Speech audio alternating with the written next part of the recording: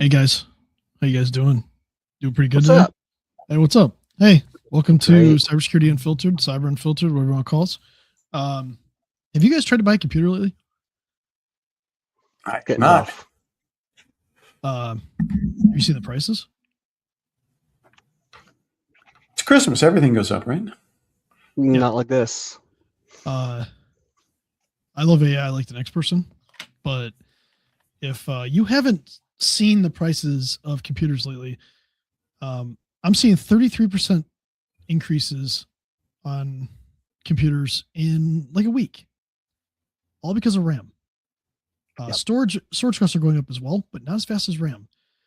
Some RAM kits, and RAM is the memory in your computer. So if you see a computer with like 16 gigs of RAM, 32 gigs of RAM, by next year we're going to be seeing computers again with 8 gigs of RAM because it's going so expensive so quickly that major manufacturers are basically going to put out minimal levels of RAM just so you can in computers just so they can make them look affordable.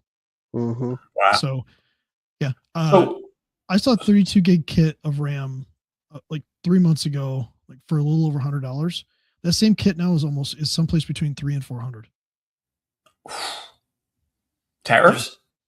Nope. It's just supply. AI is using so much RAM that there's going to be a supply. Okay. SK Hynix said it's going to be until 28. We're not in 26 yet. Some people are saying that that's a little off and that it'll take 6 to 12 months to stabilize. But on that note, So Chris, hold on for a second. Is that overflowing into the SSDs also? yeah, RAM first is a bigger increase, but yeah, SSDs are going up in price as well from the usage in AI and data centers and things like that. They're just sucking up all the supply. And to make it worse, Great. Micron, who is a U.S. company who manufactures RAM, you've probably seen them under the name Crucial, right? They're exiting the consumer business in February. Sure. So They're that's going where the money's easier, but they make they're going lot. data center. Yeah, they're going pretty much data center and selling there. The margins are much higher. So they pretty much said, you know what, we can make consumer stuff and make smaller margins, or we can make AI stuff and make higher margins. Well, they didn't specifically say they're Incredible pulling out of OEM, but it sure sounds like they're going to be focused on enterprise more than OEM. They'll do enterprise and OEM probably. I don't think they're leaving OEM. It's just that they're not going to have their consumer Crucial brand anymore. That's just going away. You know, so good times there. Should help OEM manufacturers, but still, it's going to be. Yeah. It's like the hard drive shortage. What was that? 10 years ago? 12 years ago? I mean, I can't remember anymore. Those hard drives now are going to go up in price too, just because remember they have memory in them too. So a small amount, but they're still going to go up. So what I'm trying to say is if this is the end of the year, if you're looking to buy computers, replace computers, maybe you're a little late on the Windows 10 to Windows 11 upgrade. Maybe you're thinking next year's a better year to do it. I'm going to go with it's not. It's not going Now's to be the better. time. I mean, I quoted a customer 3 weeks ago.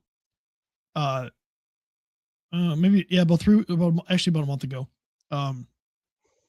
And storage costs alone in a week went up $130 for a low-end computer. I mean, this computer was like, I don't know, like $600 some dollars, $700, and it went up $130 just for storage. And then now, 3 weeks later, after that, the memory is now raised it another $200. Wow. It's went up almost 50% in less than a month. So if you're looking to buy computers, if you're looking to do upgrades, highly recommend you try to get it in as soon as possible. Maybe there's some tax advantages to you. Talk to your CPA, whatever. So but I would highly recommend. I want to play a game. I want to play a game. I see how good Chris is at guessing prices of RAM on Amazon because I got curious. All right. All right. 64 gigabyte kit, 2 sticks, laptop, DDR5. Someplace in the $700 to $800 range. 680. Yeah. And I want to say that would have been what, 350, 400 a month ago. I saw that as low as upper twos, I think. 250 to 300, yeah, a few months ago. The name brand ones, oh yeah, they are in the 800s. Yeah. Oof. This is Crucial fun. We says should do unavailable. we should do a whole episode of can Chris guess the prices of certain things. I think that'd be fun. Anyway. So please, if you're looking to buy computers, please do it right now. Pull the trigger. Understand that quotes may not be good for more than like a week at a time, just because of how screwed up the situation is. So, so that's good. Also, good luck. That's all I gotta say about that. Godspeed. Peace out. Okay. Yeah, peace. I'm done. So, how's our friends across the pond? Oh, GLR, Jaguar Land Rover, for everybody out there. This is an ongoing saga. They formally rejected the Information Commissioner's Office notice of intent to fine them 45 million pounds. They claim that the attack was not due to negligent architecture, but it was a highly sophisticated state-sponsored assault that no standard commercial defense could have stopped. Well, to be fair, if somebody just logged in, that argument kind of stands up. The problem with that is just because they logged in doesn't mean they should be able to get to everything. So it'll be interesting to see how that goes.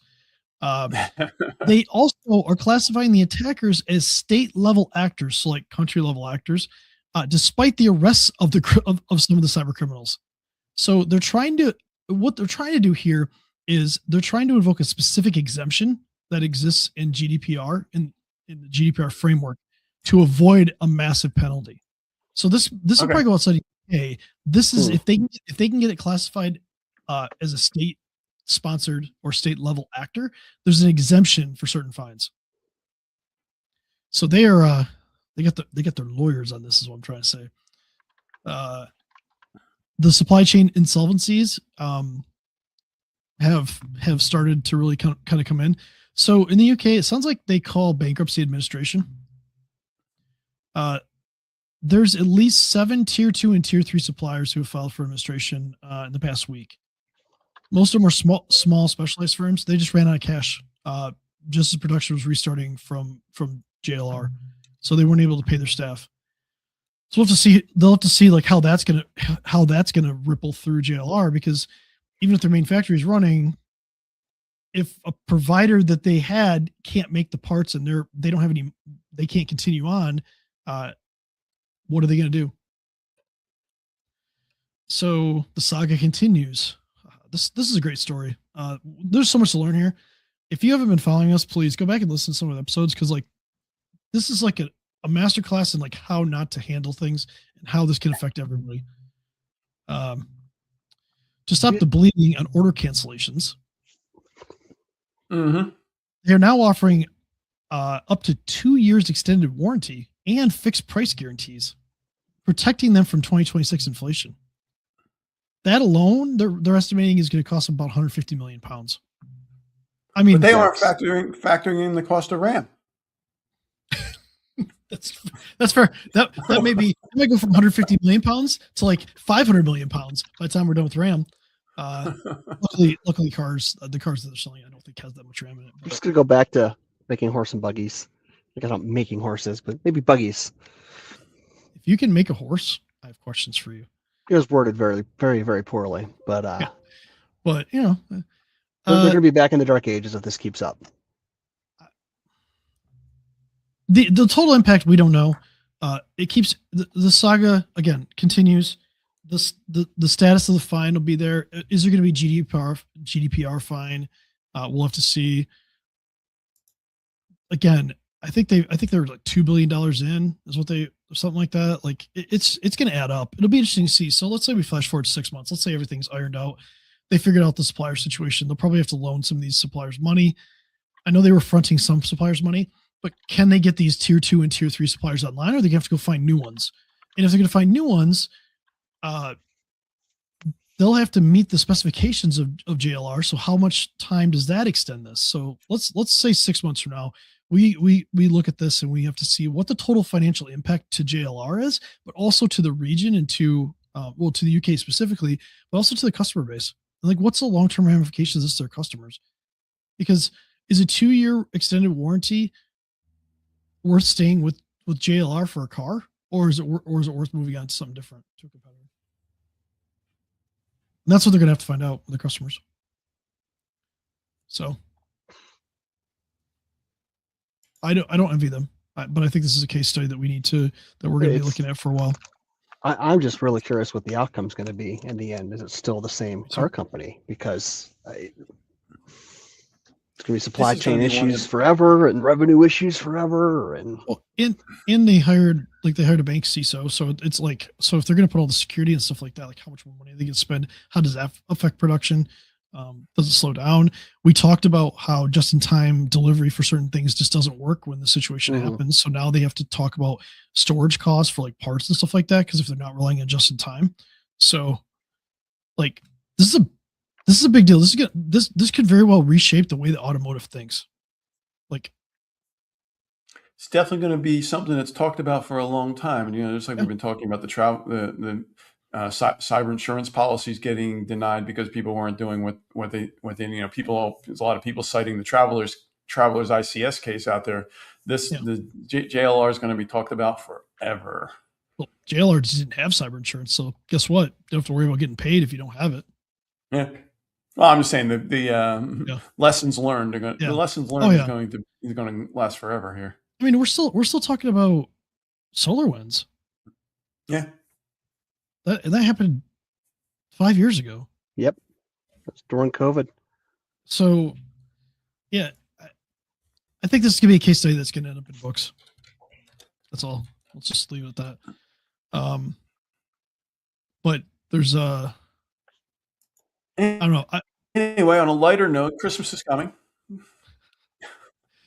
So are cyber attacks then. Can't afford those computers though. If you got them under the tree, you're in good shape. But yeah, we'll be asking Santa. Microsoft's over here trying to pimp out handheld computers called that they put the Xbox logo on there, like, right? And so now by next year, that device that was already expensive is going to be like $1,500, and people are going to be like, I'm not going to buy that. Yeah, well, it's going to be interesting for a while. Yeah.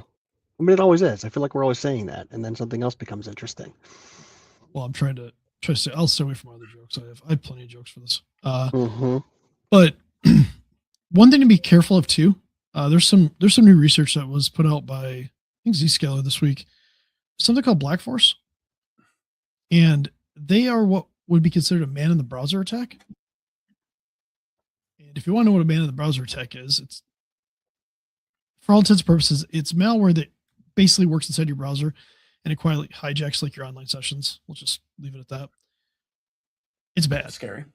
It's scary. It's bad. So they can steal your credentials, which is specifically what this is for. But since you played a pricing game with me, I want to play a pricing game with you. All right. Uh-oh. I'm ready. All right.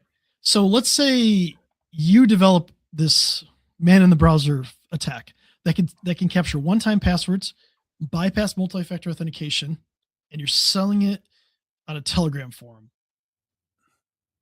How much do you think that's worth? Well, I consider that an investment in my hacking career to buy myself a yacht and hopefully not go to jail. So I would say high, but I'm betting you're going to say there's some kind of Christmas special. $234 to $351. That really is cheap. I mean, that's cheap for any software we use. It's cheaper than some RAM. It's cheaper than RAM right now. Oh my god. That's it. Yeah, you can go buy that. Now, you're taking all the risk to run it, right? Like all that stuff. But apparently it has several evasion techniques that it has a block list that filters out certain security vendors and web crawlers and scanners. So it's been under active development for a while. Apparently, I think it's up to version 5 now. It's went from 3 to 5 and like just a few. That's for the cost of that's the cost to buy the software or the platform, or is that for the credentials it's stole? That's just to buy the platform. So then you can deploy it. So you still have to have you still have to host it and all that stuff. Right. So we got a good Black Friday special going on. Yeah. So basically the way it works is the victim will click on a link. You'll send them a phishing link, right? You're going to be redirected to an attacker controlled phishing page. It's going to look normal to you. It's going to look like they'll probably mimic like a Microsoft login or something like that. Or I think they're covering a lot of it. So far, Microsoft, Disney, Netflix, DHL, UPS, a bunch. There's like 11 brands. Basically, you'll be able to put your credentials in. They'll steal your one-time password. They'll give it back to you. They give you like a fake version of it back, but you submit it and then they submit on their end. They log in as you. Now they have access to your account.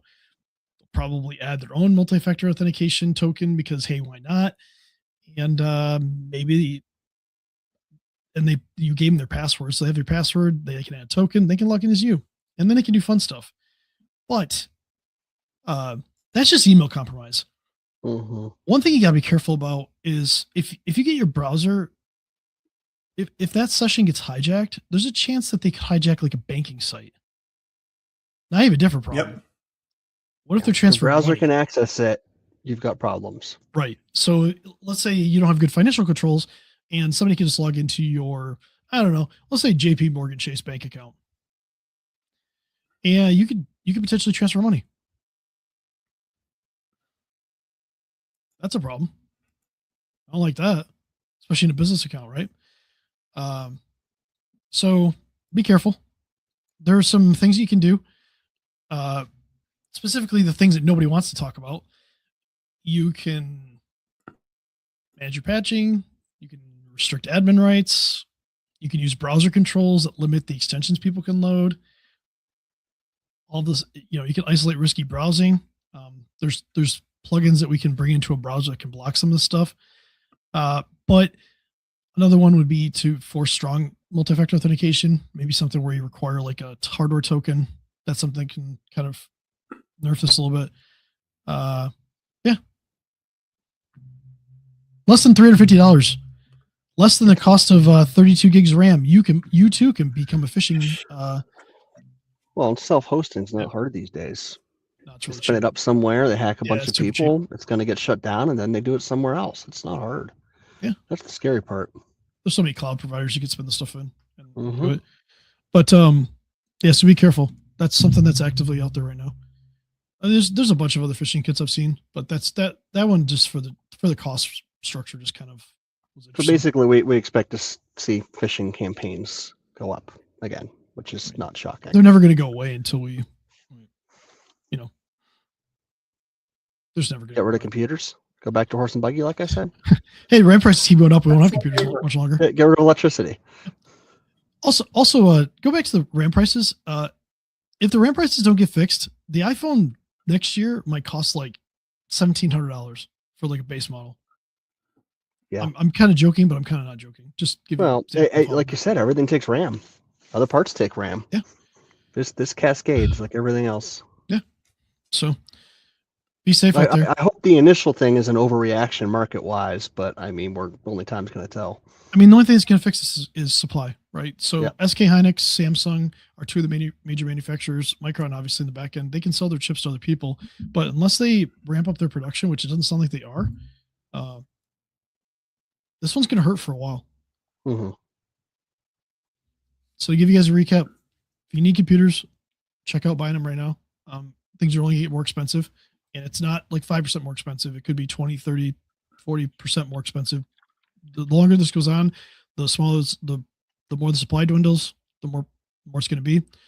Also, as a pro tip, if you can go thrift shopping and find computers and stuff with RAM, especially DDR5 that are just being sold on the secondary market, you might be able to buy a car. Yeah. So if you follow the whole Gary V thing of going around and going to garage sales and stuff like that, maybe this could be a profitable business for you. That's funny. Yep. I was going to say, okay, we're all going to go back to using Timex Sinclairs, which came with 2K of memory. 2K. Oh my lord! Do anything with 2K anymore? Wasn't it Bill Gates who said you don't need more than 512 kilobytes? Was it 512? He said was the most we'll ever need. Bill Gates said a lot of silly things back in the day. I don't know. Oh, well, let's move on. Have a good week, guys. Yeah. You too. Talk to you guys next week.